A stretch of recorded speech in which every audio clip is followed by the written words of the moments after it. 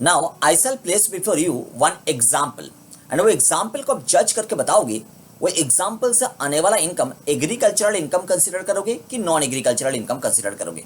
मानो कि there is a person mister X, there is a person mister X, और mister X ने अपना एग्रीकल्चरल फील्ड में सुगर केन ग्रो किया है, अपना एग्रीकल्चरल फील्ड में सुगर केन ग्रो किया है। तो ग्रो किया है sugar cane. Sugar cane grow करना तो एग्रीकल्चरल एक्टिविटी है। अब यही सुगर केन अगर मार्केट में वो बेच देगा और इनकम जनरेट करेगा, मान लो मार्केट में बेच दिया और इनकम जनरेट हुआ है, ऐसा इनकम को आप क्या बोलोगे? एग्रीकल्चरल इनकम बोलोगे? Definitely yes. नाउ मानो सुगर केन का एक पार्ट को उन्होंने मार्केट में सेल कर दिया और एक पार्ट उन्होंने अपना फैक्ट्री में लेकर आया। क्लियर? जितना भी सुगर केन उगाया था उसका एक पार्ट मार्केट में बेच दिया, सुगर केन को ही बेच दिया, फिर पैसा कमाया। वो पैसा तो एग्रीकल्चरल इनकम आप कंसीडर करोगे। मैंने बता दिया AI, this is AI, agricultural income. अब कुछ सुगर केन का पार्ट को फैक्ट्री में लेकर आया और फैक्ट्री में इसको प्रोसेस करते हुए शुगर बनाया, चीनी बनाया। अब ये चीनी को मार्केट में बेचा, बात समझ में आया? चीनी को मार्केट में सेल कर दिया। अब चीनी मार्केट में सेल करते हुए जो इनकम जनरेट हुआ है, आप मुझे बताओ ये इनकम एग्रीकल्चरल इनकम है कि नॉन एग्रीकल्चरल इनकम है? चीनी जो बनाया फैक्ट्री में वो कहां से बना? शुगर केन से बना। शुगर केन को ग्रो कौन किया था? मिस्टर एक्स ने। मिस्टर एक्स ने मार्केट से तो शुगर केन नहीं खरीदा। मार्केट से शुगर केन खरीद के अगर अपना फैक्ट्री में शुगर बनाने का प्रोसेस को कैरी ऑन करते तो कंप्लीटली मैन्युफैक्चरिंग एक्टिविटी होता। बट मिस्टर एक्स ने क्या किया? खुद ही शुगर केन बनाया और शुगर केन का एक पार्ट मार्केट में बेचा, रॉ शुगर केन बेच दिया मार्केट में, और एक पार्ट को फैक्ट्री में लेकर आया, प्रोसेस करके शुगर बनाया और वो शुगर को मार्केट में बेचा। अभी शुगर बेच के जो इनकम है वो इनकम को आप कंप्लीटली पीजीबीपी इनकम नहीं बोल पाओगे। Yes, there is a manufacturing process. Sugar cane से शुगर बनाना मैन्युफैक्चरिंग प्रोसेस है। मैन्युफैक्चरिंग का मतलब क्या है? Bringing something new into existence. तो था शुगर केन, बन गया शुगर, तो ये तो मैन्युफैक्चरिंग है ही, bringing something new into existence, जहाँ पे आइडेंटिटी चेंज हो जाता है। था शुगर केन, बन गया शुगर, तो आइडेंटिटी चेंज हो गया। This is a manufacturing activity. But ये जो शुगर को बेच के मिस्टर एक्स ने पैसा कमाया, ये कंप्लीटली पीजीबीपी इनकम नहीं बन सकते। इसमें एग्रीकल्चर का कंपोनेंट भी है, क्योंकि मिस्टर एक्स खुद ही शुगर केन ग्रो किया था अपना एग्रीकल्चरल फील्ड में, फिर वही शुगर केन को फैक्ट्री में लेकर आया और शुगर बनाया। तो इसमें एग्रीकल्चरल कंपोनेंट भी है और मैन्युफैक्चरिंग कंपोनेंट भी है। तो मार्केट में सेल करके जो इनकम जनरेट किया, उस इनकम का एक हिस्सा तो बनेगा एग्रीकल्चरल इनकम और दूसरा हिस्सा बनेगा नॉन एग्रीकल्चर इनकम, जिसको पीजीबीपी इनकम बोलोगे। मैन्युफैक्चरिंग प्रोसेस का जो कंपोनेंट है उसको पीजीबीपी इनकम बोलोगे। बट कैसे हम इसको डिवाइड करेंगे, this is the main crux. समझ में? इसके लिए गवर्नमेंट ने बताया rule number 7, rule 7 of the income tax rules 1962। तो रूल 7 अभी हम लोग स्टडी करेंगे। आइए रूल 7 स्टडी करने के पहले एक प्रॉपर एग्जाम्पल तैयार करते हैं ऐसा एक्टिविटी का। मान लो टोमेटो का उदाहरण ले रहे हैं, शुगर केन का उदाहरण लिया है, अभी टोमेटो का उदाहरण ले रहे हैं। हम मैंगो का भी ले सकते थे, हम ऑरेंज का एग्जाम्पल भी ले सकते थे, बट अभी लेंगे हम टोमेटोस का एग्जाम्पल रूल 7 समझने के लिए। आइए, मानो कि there is a person mister X, और मिस्टर एक्स ने क्या किया? अपना एग्रीकल्चरल फील्ड में ग्रो किया है टोमेटोस। तो एग्रीकल्चरल फील्ड में टोमेटोस ग्रो करना मतलब basic and subsequent operation perform करना, इसको आप एग्रीकल्चरल एक्टिविटी बोलोगे ऑब्वियसली। तो इन्होंने टोमेटोस ग्रो किया है। कितना टोमेटोस ग्रो किया है वो हम आपको बताएंगे। मानो कि 100 टन्स टोमेटोस ग्रो किया है, 100 टन्स टोमेटोस ग्रो किया है। अभी 100 टन्स टोमेटोस में से 20 टन्स उन्होंने मार्केट में सेल कर दिया, मार्केट में डायरेक्ट सेल कर दिया, और उनको मिल गया 50 लाख रुपया, 50 लैक्स।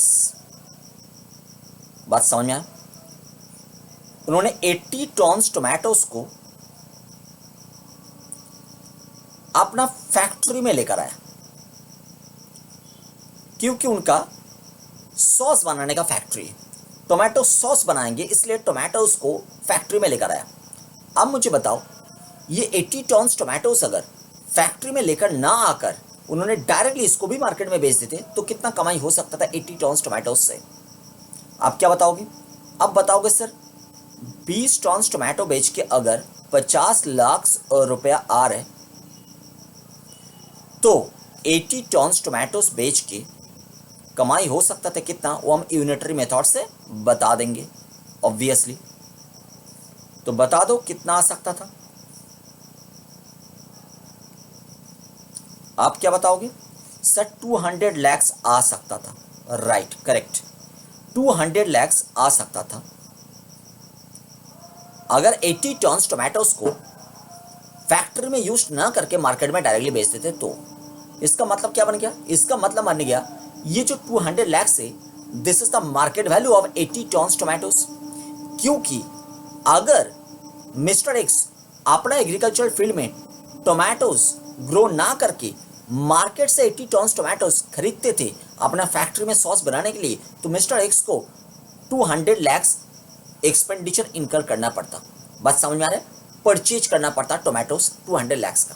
इसीलिए 200 लैक्स को हम मानेंगे मार्केट वैल्यू ऑफ, ध्यान देना पड़ेगा यहां से, market value of 80 ton tomatoes. बात समझ में आया? पूरा क्लियर?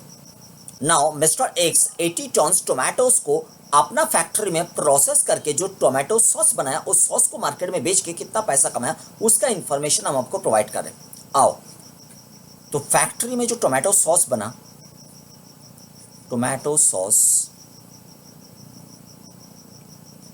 उस सॉस को मार्केट में बेच के 80 टन टोमेटो से जो सॉस बना उस सॉस को मार्केट में बेच के उन्होंने कमाया 400 लैक्स रुपीज, 400 लैक्स, 4 करोड़। बात समझ में आया? इसके लिए उनका टोमेटो सॉस बनाने के लिए उनका मैन्युफैक्चरिंग एक्सपेंसेस जो था वो हम आपको बता दे रहे,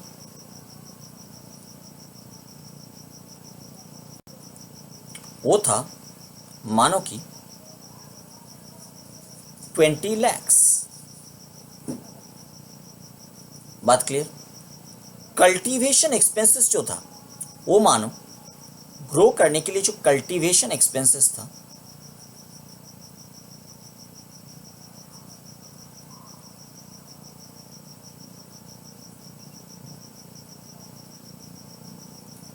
कल्टीवेशन एक्सपेंसेस मान लो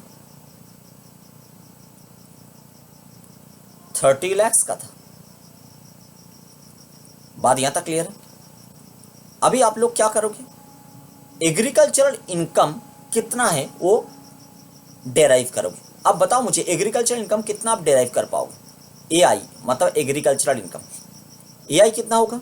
अब बताइए मुझे, एग्रीकल्चरल कंपोनेंट बेच के मिस्टर एक्स ने कितना कमाया? पहले तो 20 टन बेचा उन्होंने, 20 टन बेच के उन्होंने कमाया था 50 lakhs rupees, 50 lakhs. Out of 100 tons tomatoes mister X 20 tons tomatoes directly market में सेल किया और 50 लाख रुपया अर्न किया एंड रिमेनिंग 80 टन्स को उन्होंने फैक्ट्री में लेकर आया, प्रोसेस किया, टोमेटो सॉस बनाया, मार्केट में बेचा, 400 लाख रुपीज कमाया। अगर वो 80 टन्स टोमेटोज को फैक्ट्री में लेकर ना आकर उन्होंने डायरेक्टली इसको भी मार्केट में बेच देते तो कितना पैसा कमा सकते थे? आप बोलोगे सर ये तो मैंने पहले ही कैलकुलेट करके रख दिया, ये तो 200 लाख कमा सकता था जिसको आपने बताया था market value of 80 tons tomatoes. Yes exactly, ये 200 लाख को भी आप इनकम कंसीडर करो, ये बता रहा है रूल नंबर 7। ये एक्चुअल में इनकम है क्या? नहीं, ये नोशनल सेल कंसीडरेशन है, एक्चुअल में तो सेल है ही नहीं, ये नोशनल सेल कंसीडरेशन है, इसको भी इनकम कंसीडर करो। ये बता रहे रूल नंबर 7 कि मानो आप agricultural activity, business activity, mister x का 2 एक्टिविटी है, एक एग्रीकल्चरल एक्टिविटी, एक बिजनेस एक्टिविटी।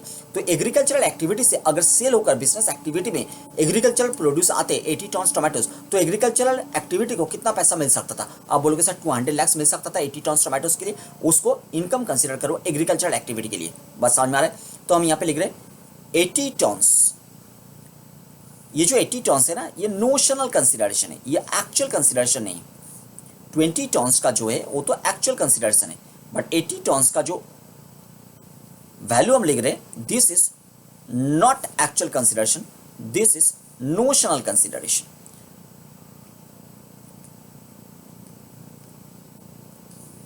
ये कितना रुपीस है? 200 lakhs, राइट।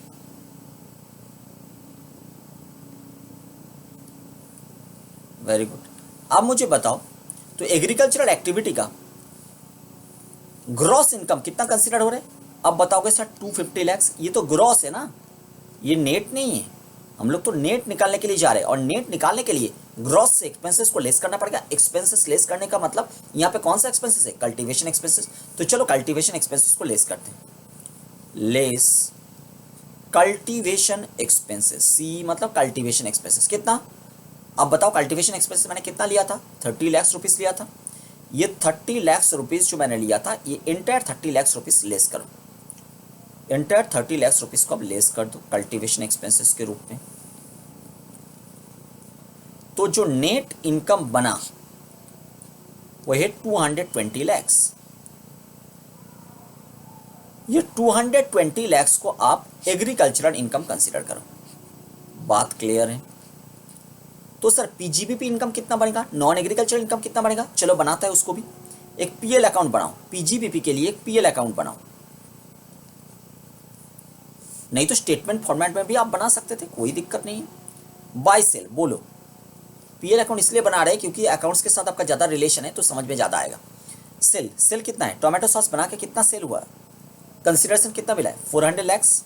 मैंने 400 लैक्स ही लिया है ना। टोमेटो सॉस बेच के 400 लैक्स मिला। This is 400 lakhs. बताओ, टोमेटो सॉस बनाने के लिए टोमेटो आपने खरीदा? डायरेक्टली तो नहीं खरीदा, एग्रीकल्चरल एक्टिविटी से टोमेटो उगाया और वही आपने ले लिया, बट उसका मार्केट वैल्यू कितना था? मार्केट वैल्यू को ले लो एक्सपेंसेस। बात समझ में आया? तो टू परचेज, बताओ टू परचेज कितना है? To purchase 200 lakhs. फिर आप मैन्युफैक्चरिंग एक्सपेंसेस ले लो। बताओ मुझे मैन्युफैक्चरिंग एक्सपेंसेस कितना है? हमने मैन्युफैक्चरिंग एक्सपेंसेस कितना लिया था? 20 लाख। दिस इज, तो 20 लाख मैन्युफैक्चरिंग एक्सपेंसेस। तो आपका प्रॉफिट कितना बनता है? 400 लैक्स। बैलेंसिंग करो, इधर 400 लैक्स, तो कितना बन रहे?